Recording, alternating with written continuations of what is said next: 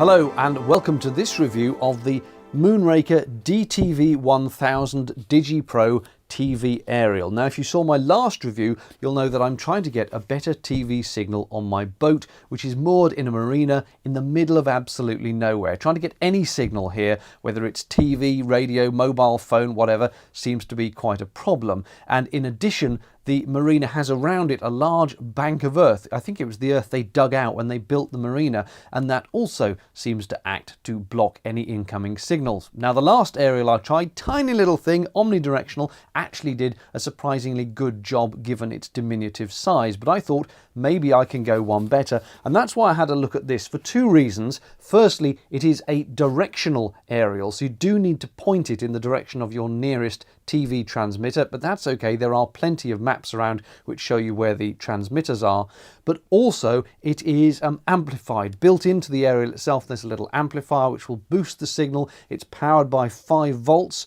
which comes out of the back of your TV if you have a suitable TV, and a lot of the little 12-volt camping and caravanning and boating TVs do provide that. If yours is just a normal TV that doesn't give any power out of the aerial, don't worry, this comes with an adapter to do it. So the question is, will a powered directional aerial be any good? So let me first of all show you what you get in the box, and then I'll summarise with my conclusions. First of all, inside the box you find another box, which is a bit of extra padding when it's posted, I suppose. Inside that, the various parts, each wrapped in entirely unnecessary plastic. The first bit out is one of the 2 antenna mounts. This is a suction type, and the post is flexible. You can bend it with a bit of pressure to fit whatever space you have for it. Next up is the antenna cable. This is 3 meters long and has an F-type male connector at the antenna end with a male TV-type connector at the other. Now, if your TV doesn't provide 5 volts out for the aerial, the DTV1000 does include this little cigarette lighter type adapter, which plugs into a further powering module, which we'll come to in a moment, and that gives the required power for the signal booster. Before we get to that though, here's a shorter aerial mount, which again is slightly flexible, but is not suction mounted. Rather, it has metal clamps to hold it in place, which go through those holes you saw on the bottom. These are the clamps, 2 U-shaped brackets with wing nuts to hold the aerial tight. This little box is the powering module that the car adapter plugs into, and it takes the aerial feed in one end and plugs into your telly from the other. You don't need this bit if your TV can be configured to give 5 volts up the aerial cable. The little red LED lights up when it's got power. It takes 12 or 24 volts. Just before the antenna itself, a further powering option in case you don't have a cigarette lighter socket. This is just a small mains adapter. And finally, here's the antenna with the signal booster built into it. It's very lightweight but feels sturdy enough for its purpose. There's one hole at the bottom to slot either of the 2 mounts into, and they're then screwed tight by that screw on the side. And there's the female F-type aerial socket that you plug the cable into.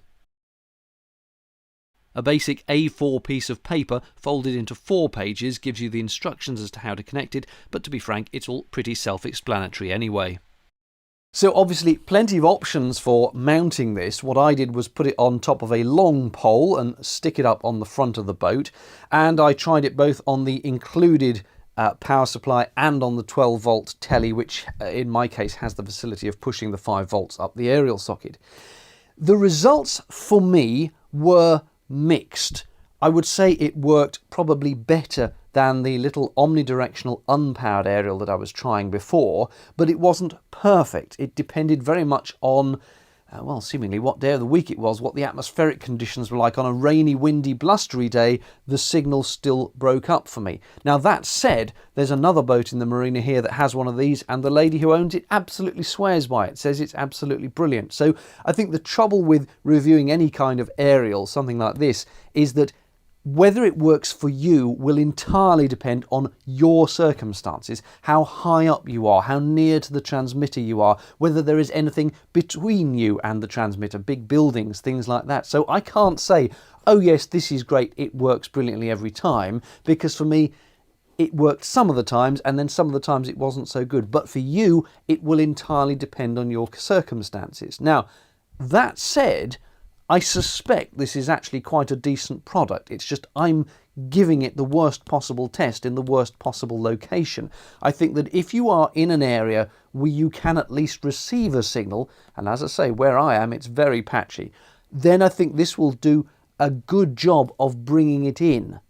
But if you are in a location which is in the middle of nowhere, in a very difficult and tricky location, it just may not be enough. And it will also be determined by how high you mount this thing. When I put it on the telescopic pole, it really did make a difference if I could get the pole up high. So a bit of experimentation certainly called for. All in all, I think it's probably quite good. Whether it will work for you will very much depend on your circumstances. It might have to be one of those things where you buy it and try it. Thank you very much for watching. I hope this was in some way useful. If it was, give a click on the like button. If you have any questions or comments, do leave them below and I will do my best to answer them. Thanks for watching. Bye-bye.